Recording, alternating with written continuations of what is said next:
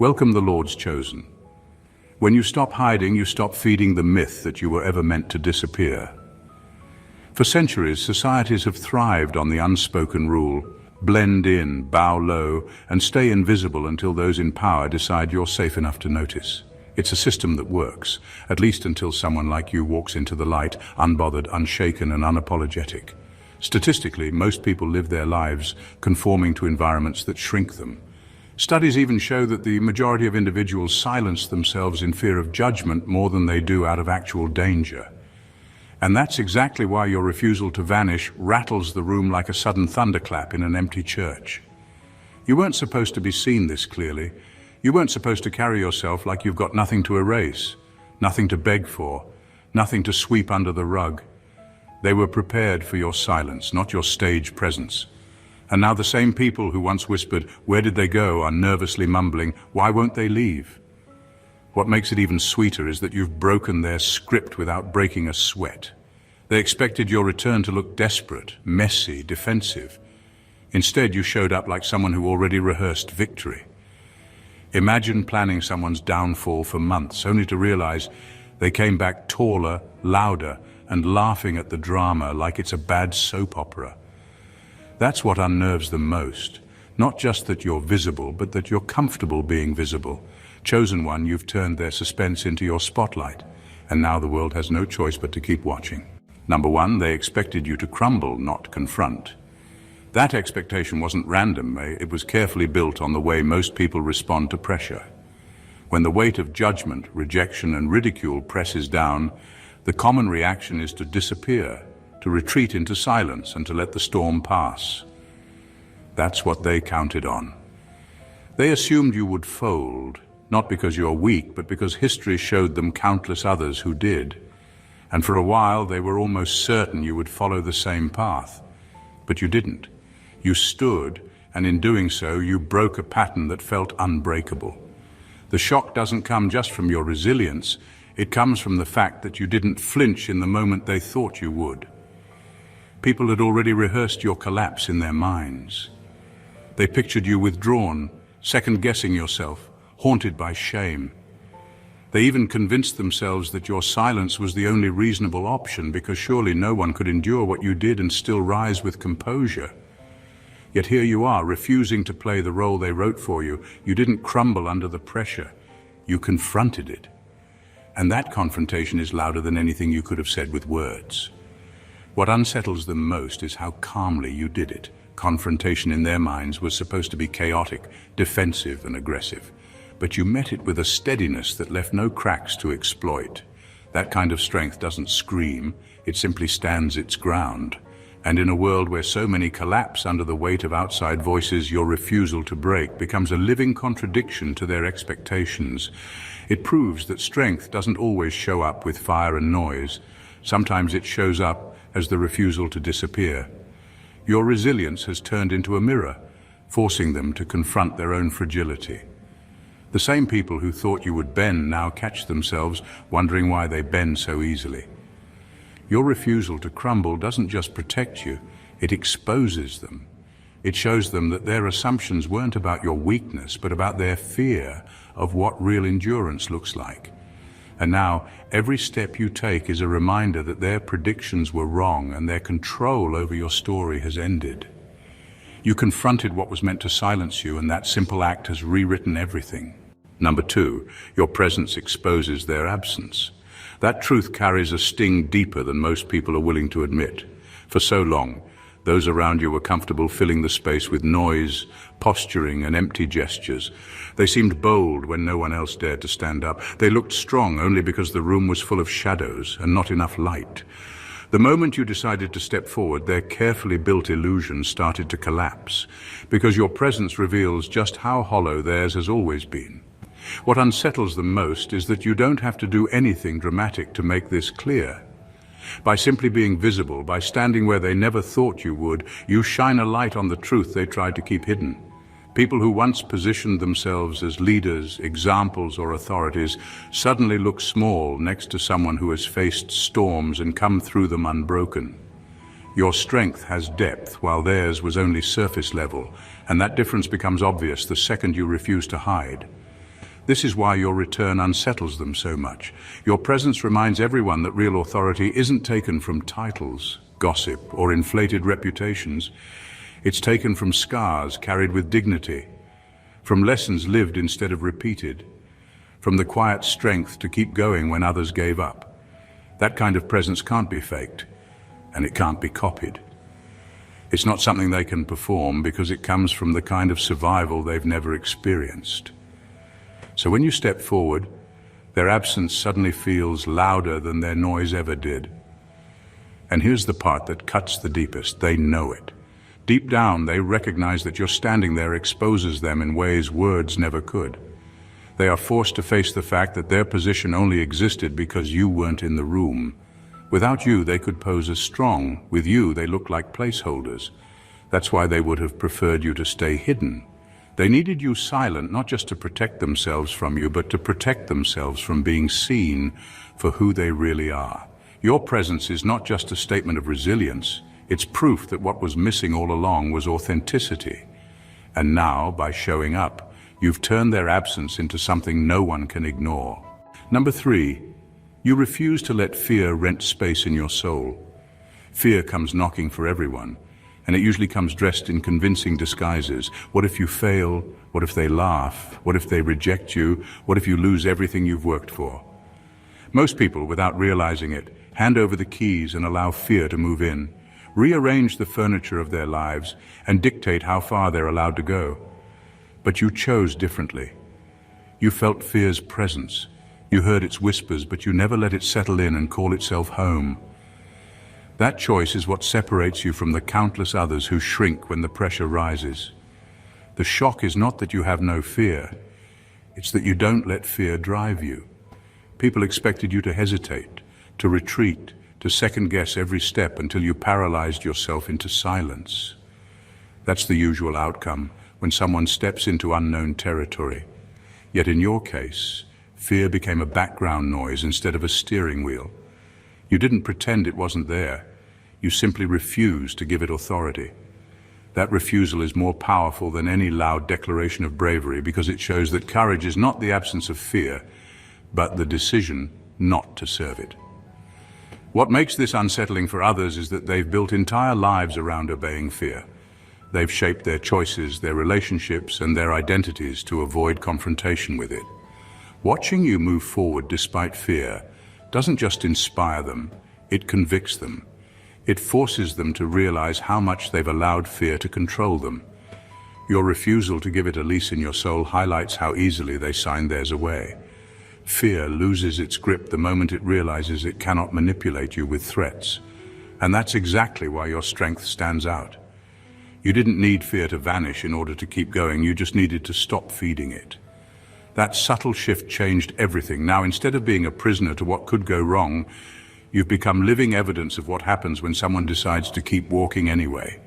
Fear came knocking, but you never answered the door. And that is why you stand where many thought you would never dare to be. Number 4, their power was dependent on your withdrawal. That's the ugly truth. Influence built on someone else's absence is fragile by design. When you stepped away, people who wanted control filled the silence with narratives that suited them. They turned your absence into evidence of weakness, painted your retreat as confirmation of their superiority, and used the empty space you left like a stage where their performance could go unchallenged. The power they paraded wasn't earned, it was borrowed from the distance between you and them. When you returned, everything that looked solid began to wobble because it had been propped up by a lie. The confidence they wore so openly was a costume stitched together from other people's quiet. It took your reappearance to reveal the seams. People who led through charisma without substance, who spoke loudly because there was no real feedback, suddenly found their words echoing into a room that no longer accepted the act. Your presence removed the scaffolding that made their image possible. This kind of dominance is common because it's low effort and cruelly effective. Control by absence doesn't require competence or character, it only needs cooperation. People must agree to ignore the truth. They must pretend that the person with lived experience isn't relevant. When everyone plays along, a brittle authority forms. It thrives on omission and thrives until someone refuses to be omitted. Your choice to stand back up didn't just disrupt their plans, it exposed the hollow center of their power. Seeing that empty core is disorienting for those who fed from it. They learned to command without contributing. They practiced intimidation without consequence. They grew accustomed to being the loudest voices in a room where no one contradicted them. Your return forced them to account for the gap between their talk and their real ability. Silence had been their ally, and your presence turned that ally into an enemy. That exposure is not merely embarrassing for them, it's dangerous to their control. Authority that depends on erasure cannot survive scrutiny. When you reappear, you bring questions they never wanted asked and standards they never intended to meet. The narrative they sold collapses because it relied on a missing piece you always were. You didn't need to outshout them or prove yourself with grand gestures. You simply reclaimed your place, and by doing so, you revealed that their strength was only ever a shadow cast by your absence. Their empire of cool confidence was a house of cards, and you came back to breathe on it. Number 5, survival turned into authority. That shift is not something most people ever expect to see, because survival alone is supposed to leave you tired, scarred, and diminished. They imagined you dragging your feet just to make it through, existing in fragments. Grateful simply to still be standing, but you did more than stand. You took what was meant to crush you and turned it into a foundation solid enough to build on. Every scar became evidence, every setback became training, and every attempt to break you ended up teaching you how unbreakable you actually are. Endurance on its own is powerful, but what unsettles others is how you transformed it into something greater. Survival gave you insight, a kind of wisdom that cannot be taught in classrooms or copied from books. You carry the kind of authority that comes from lived experience, from scars that speak louder than theories, from nights when you wrestled with despair and still showed up the next morning with a steadier step. That's why people now study you in silence. They recognize that you've walked roads they've only read about, and that makes your voice cut deeper than their noise ever could. Authority born out of survival isn't loud or performative. It doesn't need to demand respect because it already commands it. You don't need to shout your story. The weight of your presence does the work. When you speak, it isn't theory, it's testimony. When you move, it isn't rehearsed, it's earned. People lean in not because you chase their attention, but because what you embody forces them to notice. What shocks them most is that survival didn't leave you bitter, it left you sharpened. They expected brokenness, but instead they found clarity. They thought pain would silence you, but instead it deepened your resonance. And now the same experiences that were meant to shame you have become the very credentials that set you apart. Others avoid their scars and hide their battles. You stand on yours like a podium. Your survival is not just your story, it's your authority. And that authority unnerves those who thought endurance was supposed to leave you powerless. Instead, it has positioned you as a reference point, a living lesson that strength doesn't come from avoiding the storm, but from walking through it and coming out with something to teach. Number 6, the spotlight doesn't burn you anymore. In the beginning, it felt unbearable to be seen because every gaze carried weight, every whisper felt like a verdict, and every room seemed to echo with judgment. Exposure was dangerous then, not because you lacked value, but because you hadn't yet grown past the need for their approval. You measured yourself through their eyes, and in doing so, you gave them the power to scorch you with their opinions. The spotlight felt like fire, and you flinched from it. But something shifted. You didn't just survive the judgment, you matured beyond it. You learned that most critics don't actually see you. They only project themselves onto you. Their words revealed their insecurities more than your flaws.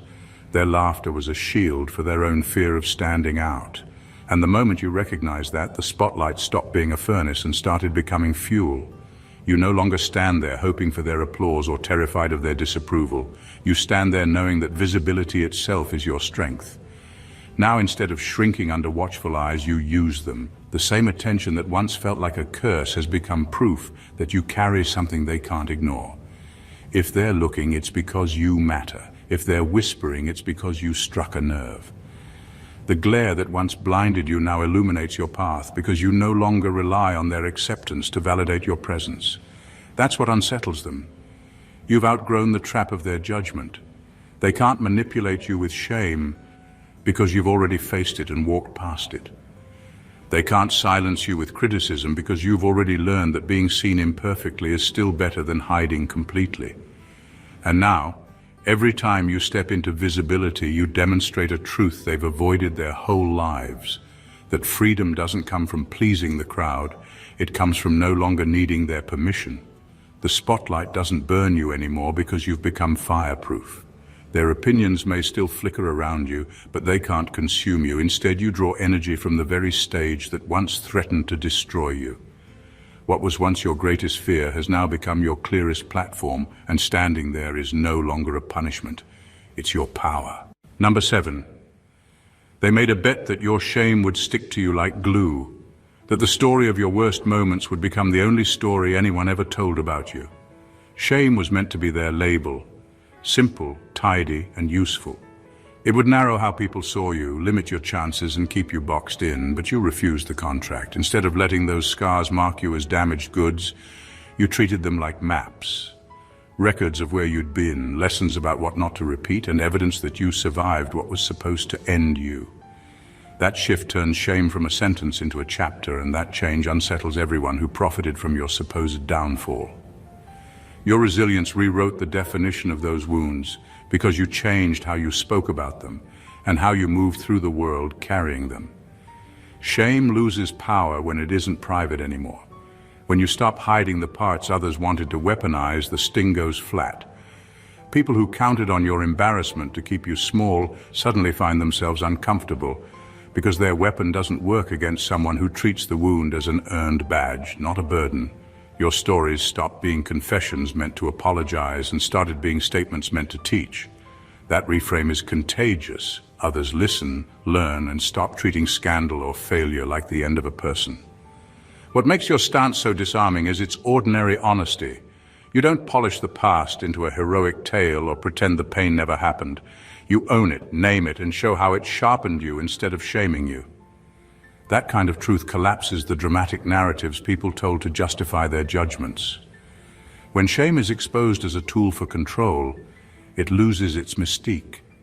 People realize the cruelty behind the whisper campaigns, the gossip, the moral posturing. Your presence proves that the same experiences they use to cut you down are not proof of unworthiness, but proof of survival and growth. By refusing to be defined by damage, you force a new standard. People are not their worst days. You become the example that scars can be teachers and testimony, not shackles. In doing so, you don't just clear your name, you change the rules everyone else has been playing by. Your life shows that shame was never a fixed truth. It was a lie dressed up as inevitability, and you are living proof that the lie can be rewritten. Number 8, every step forward is a rebuke. When you keep moving, you turn their expectations into a record of their failure. They planned a narrative of disappearance and apology, a slow erasure that would justify their behavior and keep their conscience comfortable. Your progress refuses that script in the quietest, most devastating way. Each small advance, a call returned, a plan followed through, a boundary enforced, becomes proof that their attempt to erase you was nothing more than wishful thinking. The noise they made about your decline fades beside the steady sound of your feet on the ground. The power of forward motion lies in its simplicity. It does not need drama or vindication to sting. Persistence is its own argument. While they rehearse accusations and rehearse doubt, you are building momentum. Momentum does not apologize. It accumulates evidence that you are not what they said you were. That accumulation changes how people see the story. People who once accepted the rumor begin to notice patterns that contradict it. The narrative of erasure unravels because it depends on a static picture of you, and you refuse to be static. Movement forces a re-evaluation. Every choice you make to advance is also a refusal to be erased by their tactics. Silence used to be a pressure valve that let them control the temperature of the room. Now your presence and progress regulate it. You do not need to call attention to what they said or who they were.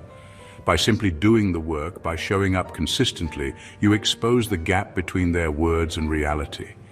That gap is painful for them because it reveals that their influence was conditional and shallow. They depended on your absence to make their authority seem legitimate. You returning, step by step, dismantles that legitimacy without fanfare. This rebuke is merciless because it is honest. It is not about revenge, it is about accountability by way of living differently. The people who thought they could define you by your lowest moments are forced to contend with a fuller, truer picture. Your advancement reframes the timeline. What they called an end becomes a chapter in a longer story of growth and tenacity. The moral of that shift is clear. Erasure is only effective when you let it be. You did not. You moved. You kept moving. Each forward step speaks with the clarity of someone who has chosen growth over grievance, presence over disappearance, and truth over the convenient lie they tried to sell. Number 9. You made peace with being misunderstood. That peace didn't come from giving up on being heard. It came from realizing that clarity is a luxury not everyone will choose to afford you. For years you chased explanations, smoothed corners and offered context, believing that if you could just make your moves comprehensible, the world would stop misreading you. Instead, you learned that explanation often feeds the very machinery that misinterprets you. People who live by certainty will twist nuance into doctrine. Those who profit from simple stories will compress your complexity until it fits the label they need. Accepting that allowed you to stop bargaining for their understanding and start living on terms that actually fit you. There's a strange freedom in that surrender. When you stop carrying the weight of other people's interpretations, you gain the energy to act instead of justify. Misunderstanding used to feel like a wound you had to stitch closed. Now it's background noise you don't let direct your choices. The shift is less dramatic than most think, but far more powerful. It changes how you communicate. No longer frantic, no longer defensive. And it changes how you move through relationships and rooms. You become deliberate about where you invest explanation and unapologetic about where you conserve your words. That discernment confuses those who depended on your attempts to clarify because it removes their leverage. They can no longer manipulate context or demand confessions. Their power comes from your need to be known. And when you stop supplying that need, their tactics lose traction. Being misunderstood also forces a clean test of loyalties. People who matter will make the effort to understand without expecting you to be a teacher. Others will keep their assumptions. You no longer expend energy trying to recruit them. There's dignity in owning your narrative by living it rather than arguing it. That dignity unsettles critics because it reframes the argument. You are not shrinking to fit their view, nor are you pleading for permission to exist fully. You've made peace with the fact that clarity is a choice others make about you, not a debt you owe. That acceptance doesn't numb you to injustice or allow neglect. It simply reallocates your strength toward creation, presence, and forward motion. In the silence that remains after you stop explaining, your actions begin to speak with a clarity words never achieved, and that quiet integrity is the most disorienting thing of all. Number 10, they're forced to witness what they tried to bury. For months, maybe years, they arranged the goodbye, soft claims, quiet exclusions, whispered verdicts, hoping that absence would become the evidence they needed to close the case. They planned a ceremonial erasure in the corners of conversations and the margins of memory, assuming silence would seal the story. Instead, your life refused to follow their timetable. You kept breathing, kept showing up, kept doing the things they assumed would finish you. Your very presence upends the tidy ending they wrote for you and replaces it with an inconvenient truth.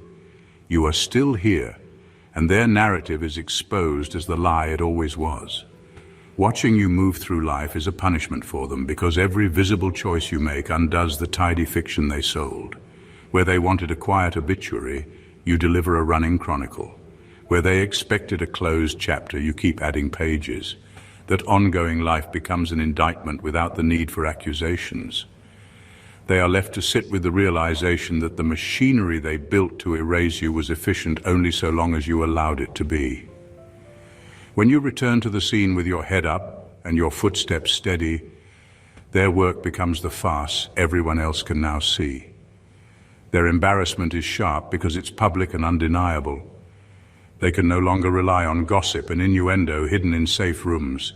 The world has a living counterexample walking around with your name on it. People who depended on your disappearance to feel secure now face the awkwardness of having grown comfortable on a foundation that was never yours to use. That discomfort is productive. uncomfortable for them, clarifying for everyone else. Your visibility forces reassessment. Allies they claimed vanish, critics who cheered the erasure look petty, and neutral observers begin to connect dots that had been intentionally left fuzzy. Your continued existence shifts the balance of power without fanfare. It doesn't require grand speeches or vindictive acts. The simple fact of you being present, unbowed and consistent, is enough to make their plot look ridiculous. It strips away their moral cover and shows the cost of their strategy, a small, temporary win built on the false premise that you were gone forever. They thought burying you would make everything easier. Instead, it made them visible for what they are, short-sighted, petty, and ultimately ineffective. You don't need to rub their faces in it. Your life is the proof. Their planned funeral becomes a private embarrassment, and everyone who cares watches the real story unfold. You, persistent and unburied, rewriting expectation into evidence of survival. Number 11, visibility became your weapon. You stopped treating attention like something to be feared or negotiated with and started using it the way others use a shield, only sharper. When critics point and wag their tongues, you don't shrink, you reflect. Their sneers, their hot takes, their eager assumptions end up revealing more about them than about you. By standing where they wanted you hidden, every stare becomes an opportunity to show competence, calm, and an unbothered rhythm that contradicts their stories. The gaze that was supposed to wound now just bounces back, catching them in their own glare. There's a practical power in this. Visibility forces accountability. People who built narratives in the dark are suddenly forced into daylight where facts matter. Your presence exposes contradictions, unfinished arguments, and the sloppy logic of those who shouted the loudest. They can't keep spinning a one-sided tale when the supposedly missing piece is actively present and doing the work.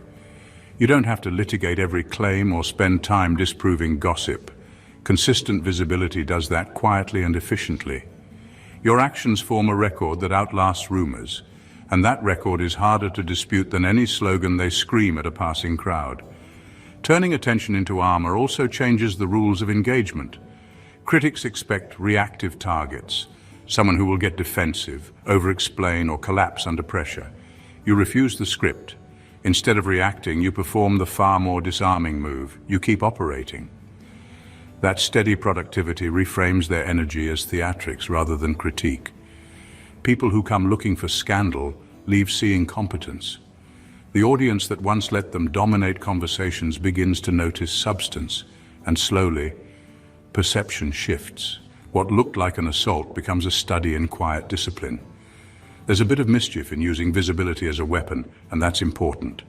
It undermines the moral grandstanding of critics in a way direct confrontation rarely does. You don't need to humiliate anyone, the mirror effect does the work for you. Their fury and projection become material for your clarity. You laugh less at them than with the absurdity of how predictable they are. Predictable enough that showing up honestly becomes a form of strategic comedy. Visibility stops being a liability when it's intentional. It becomes a method, a steady pressure that forces truth into the room and leaves performance with nowhere to hide. What they meant to use against you becomes the evidence of their own weakness, and you walk on, visible and unshaken, turning their gaze into the single most useful thing they ever aimed at you. Number 12, you refuse to shrink just to fit comfortably in their lies. That single act dismantles entire storylines that were designed to work only if you played small. The lies they built required your cooperation, your silence, your retreat, your willingness to let them sculpt a version of you that made sense for their agenda. It was convenient for them to reduce you to fragments, to edit out your strength, your persistence, your presence.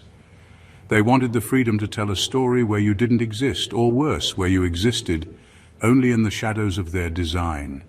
By refusing to shrink, you took away the scaffolding that held their illusions together. Lies depend on absence. They thrive when the subject doesn't show up to correct the record. They grow legs when the person being talked about isn't standing in the room. Your refusal to step back left them exposed, forced to wrestle with the fact that their version of reality doesn't align with what people can now see with their own eyes.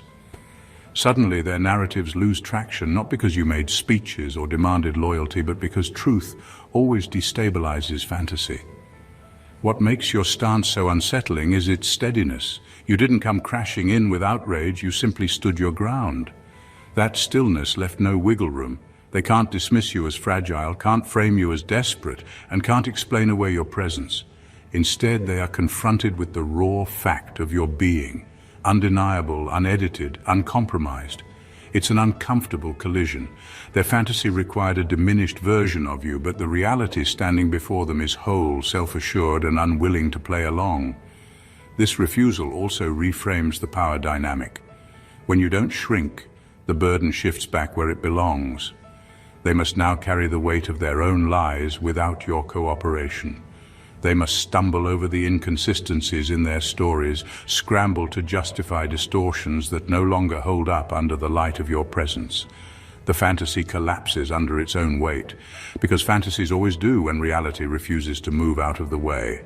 By holding your stance, you've done something quietly radical. You've chosen truth over comfort, not just for yourself, but for everyone watching. You've proven that the cost of shrinking is far greater than the discomfort of being misunderstood. And in doing so, you've made their lies harder to swallow and their illusions impossible to maintain. Number 13, you built the stage they refused to give you. For years they watched from the wings, assigning roles, handing out lines and closing doors so their script would stay neat and believable. They expected you to accept the margins, to applaud from the cheap seats, to be grateful for crumbs. Instead of waiting for permission, you assembled your own platform from the parts they discarded. The lessons, the late nights, the quiet refusals to bend. You turned what they called limitations into materials and built something that doesn't ask for approval. That construction wasn't flashy, it didn't need the fanfare they relied on to feel important. You worked in plain, stubborn increments, learning, practicing, showing up when it hurt, choosing integrity over convenience. Each small effort stacked into something visible, something permanent. While they were busy performing the same rehearsed bravado, you were doing the real work that makes performance believable, mastering your craft, owning your story, and refusing to let their absence be the measurement of your worth. The result is a stage that doesn't need their stamp to be legit. It stands on proof rather than applause. Watching you there is uncomfortable for them because it exposes their own failures. Their denial of your space was never about merit, it was about control. They thought erasure would make their position uncontested. Instead, your self-built stage forces them into a new role, spectator, not director. They are left to witness someone they underestimated thriving without their consent. Their surprised faces tell the story better than any accusation ever could. You don't perform to spite them. The performance is simply the natural outcome of preparation, courage, and persistence. When you speak, people listen because what you say is backed by practice. When you move, people pay attention because every motion is rooted in experience. There's a kind of quiet satisfaction in that. The truth that competence is the most stubborn form of vindication. They can boo, they can chatter, they can clap for show. But the real audience, the ones who value substance, already know whose work matters. Building your own stage also rewrites the rules for everyone watching. It signals that waiting for permission is optional and that authority can be earned outside the approved channels. That realization is contagious and dangerous to those who thrived on gatekeeping. They see the blueprint of their obsolescence and can do nothing but watch as a new standard takes root. You didn't need their validation to stand. You just needed their absence to stop defining you. Number 14. You aren't afraid of being seen because you know who you are. That confidence isn't vanity or a billboard for perfection. It's a quiet, stubborn clarity earned through hard lessons and honest accounting. When you know your edges, the parts that wobble and the parts that hold steady, other people's stares lose their power. Criticism becomes a background sound, opinion loses its verdict, and the urge to perform for approval fades. You stand without needing permission because your identity isn't built from applause, it's built from a ledger of lived choices, mistakes owned, and values practiced. Knowing yourself gives you a kind of immunity. Attackers can shout, twist facts, or manufacture drama, but they cannot change the internal evidence you carry. The decisions you made when it mattered, the promises you kept, the boundaries you enforced.